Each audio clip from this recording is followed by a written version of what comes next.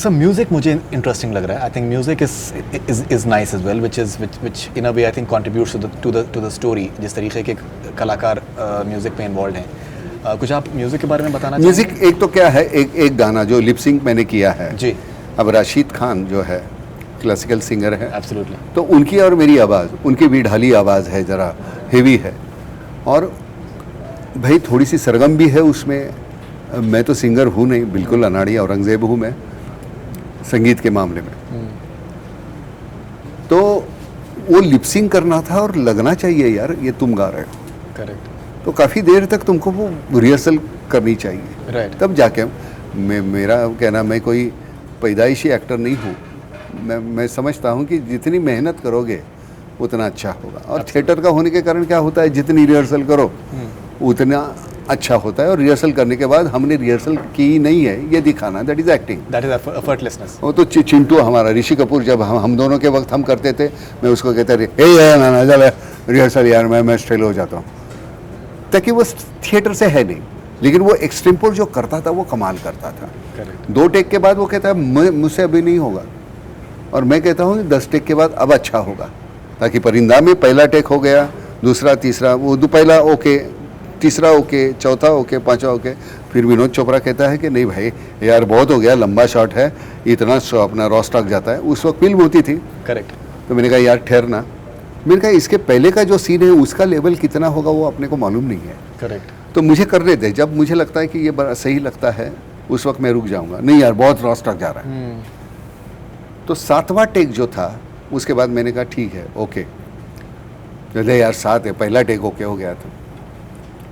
लेकिन आखिर में फिल्म में रखा 7वां टेक. करेक्ट. ताकि पहला जो सीन था उसका इंटेंसिटी और वो इंटेंसिटी मैच हो रहा था. करेक्ट. करेक्ट. तो कई बार ऐसे होता है डेफिनेटली कि तुम्हें मालूम नहीं है, तो वो थिएटर की वजह से बहुत आसान हो जाता है. बिल्कुल बिल्कुल. Sir I just love your performance in Nat Samrat. अभी महेश जी का मैंने इंटरव्यू किया एंड बहुत देर तक हम लोगों ने सिर्फ नट सम्राट के बारे में बात करी. what I found fascinating about the film was your performance was outstanding, and the way आपने जनरली होता है कि अगर इस तरीके की फिल्म्स होती हैं which are राइटिंग बेस्ड, हम शेक्सपियर को बहुत बार डिस्कवर करते हैं, लेकिन बहुत से आपने इंग्लिश के बहुत से और राइटर्स हैं उनके बारे में भी आप जिक्र करते हैं, क्लासिक राइटर्स हैं उसके बारे में भी आप जिक्र करते हैं. जिस तरीके से लिटरेचर को सही माने में आप डिस्कवर करते हैं, चाहे वो various forms of poetry in a Marathi film, I found that really fascinating. Do you consider that as one of your finest performances? नहीं, ऐसे नहीं होता जी. मुझे लगता है कि उस वक्त वो अच्छा लगा इसलिए बस. अब ये तो आप लोग तय करो कि कौन सा अच्छा है कौन सा बुरा है. सभी तो मेरे बच्चे हैं, तो मैं उसमें अच्छा बुरा तो करूँगा नहीं. I love the performance. हाँ, मुझे अच्छा लगा. उसमें क्या था, बहुत ही, वैसे वो तो बहुत कन्वेंशनल कहानी है भाई जी. एक घर वाले हैं वैसे, लेकिन उसकी जो लैंग्वेज है, करेक्ट, तात्या साहब की जो लैंग्वेज है उसकी वजह से वो बहुत यहाँ से लेके यहाँ चल गई वो. लेकिन वो उसका ज़्यादा श्रेय जाता है महेश और हमारे राइटर जो है किरण यज्ञोपवीत, उन्होंने बहुत अच्छा लिखा. तात्या साहब की लिखाई और उनके नज़दीक जाना उसने बहुत कमाल का. और विक्रम गोखले का जो कैरेक्टर है वो कंसीव किया हुआ जो ओरिजिनल नाटक में नहीं है जी.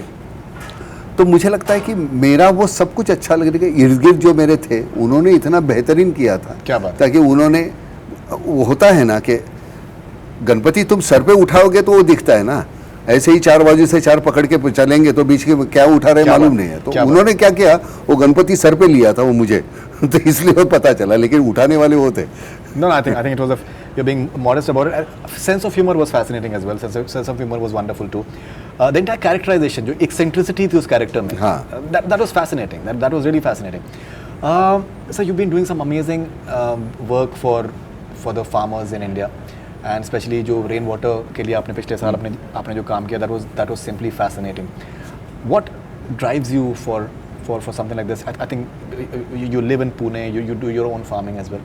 What is it that you have this direct connect with the एक तो मैं वहाँ से हूँ, जी. मैं उसी तबके से हूँ, उन लोगों में से एक हूँ मैं. अब आज जाके मैं कहीं एक्टर करके मैं गांव खेड़े का हूँ ना, तो वहाँ इमीडिएट कनेक्ट हो जाता हूँ. हालांकि वो होने की वजह भी ये थी कि मैं ड्रिंक ले रहा था, टीवी देख रहा था और एक घर में जो आत्महत्या की हुई किसान और उसके घर के लोगों का इंटरव्यू चल रहा था। राइट। और उनकी आंखों में कुछ नहीं था। एक का पति मर गया है, बच्चों का बाप मर गया है, माँ बाप का बेटा मर गया है, ऐसे लोग हैं 5 लोग और कुछ नहीं, उनके आंखों में कुछ नहीं। मतलब क्या है, उन एक भी कोई ये नहीं है, उनके आंखों में सिर्फ कल की भूख थी। बाप मर गया, कल का क्या होगा, वो ऐसे एक स्क्रोलर जैसे आता है ना, वैसे एक लाइन आ रही थी कि कल का क्या है भाई। करेक्ट। इसमें चुगताई जी की एक कहानी है, इसमें कोई तो मरता है तो मोहल्ले वाले खाना ला के देते हैं ना, क्या बात है। राइट। और बच्चे 2 दिन बहुत खाते हैं, बाप मर गया